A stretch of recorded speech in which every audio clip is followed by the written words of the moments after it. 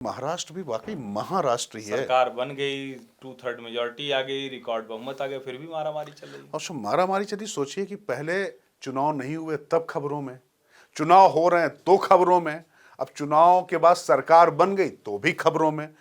तो महाराष्ट्र तो है, लेकिन सबसे बड़ी बात देखिए क्या है कि ये वो कौन लोग हैं।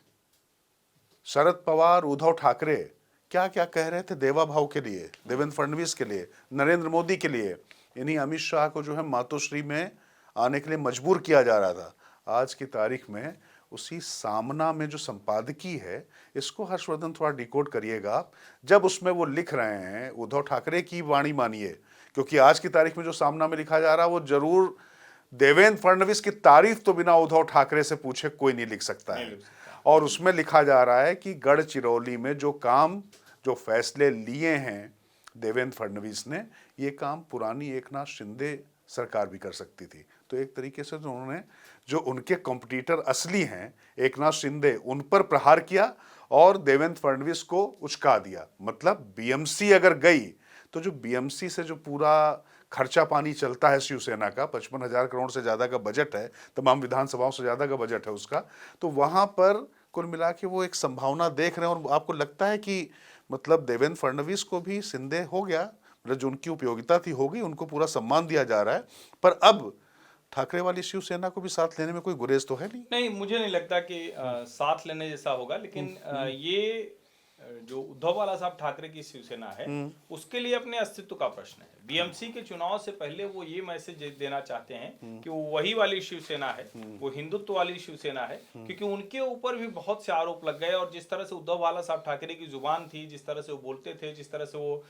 मतलब कहते थे कि भाजपा हिंदू मुसलमान की राजनीति कर रही, उसमें वो एंटी हिंदुत्व के पाले में खड़े दिख रहे थे। कई बार तो मुस्लिम लीग की भाषा बोलते दिखाई पड़े। और जो विधानसभा का चुनाव का परिणाम आया है, उसने उनको डरा दिया है। अब बेटे के भविष्य का भी सवाल है। आदित्य ठाकरे भले विधायक बन गए हैं, लेकिन मुश्किल है। शायद यही वजह रही कि हंसते मुस्कुराते गए और मिलकर भी रहे। देवेंद्र फडणवीस से पिता पुत्र दोनों मिले, अच्छी बात है, ये राजनीति में होना ही चाहिए। लेकिन ओवरऑल अगर कहें तो अगर सामना में इस तरह की चीजें छप रही हैं, राजनीति में कुछ भी हो सकता है, लेकिन इतना तो जरूर है कि इस सब का मतलब ये हुआ कि सेना अपनी थोड़ी सी गाड़ी जो है वो थोड़ा मोड़ने का प्रयास कर रही है। समय लगेगा, क्योंकि गाड़ी जब थोड़ा सीधे रास्ते पर उल्टी दिशा में चली जाती है तो मोड़ने के लिए तुरंत मोड़ेंगे तो गाड़ी पलट जाती है।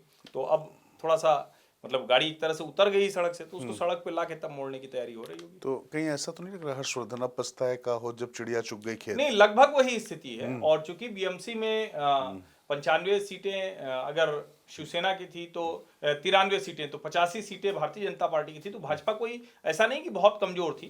तो अब जो नया समीकरण बनेगा उसमें भारतीय जनता पार्टी कमजोर नहीं, और जो एकनाथ शिंदे हैं उन्होंने डिलीवर किया है। उन्होंने लगातार इस तरह से अपने आप को दिखाया है कि महाराष्ट्र में फिलहाल कोई मुश्किल नहीं। हाँ, जो मिनिस्टर हैं, जो उनका पोर्टफोलियो है, जो उनका काम करने का तरीका है, उसको लेके जरूर मुश्किलें दिखती हैं, लेकिन ओवरऑल कहें तो देवा भाव का जलवा चल रहा है। हाँ, नहीं देखिए, देवा भाव ने जो बस अपनी पार्टी में भी सब ठीक कर लिया, बाहर वाले भी ठीक हो रहे हैं। पार्टी में तो सब बहुत ही ठीक कर लिया उन्होंने। हाँ। और लेकिन मुझे लगता है कि जो एकनाथ शिंदे ने जो बसें खरीदने का जो आदेश दिया था उसको वापस लेना, उसके बाद उद्धव ठाकरे का इस तरीके से उनके समर्थन में आना और शरद पवार की भी भाषा बदल जाना, तो निश्चित तौर पर नतीजे बहुत कुछ बोलते हैं। पर एक बात तो है हर्षवर्धन, मुंबई में एकनाथ शिंदे डिलीवर नहीं कर सकते बीएमसी के चुनाव में।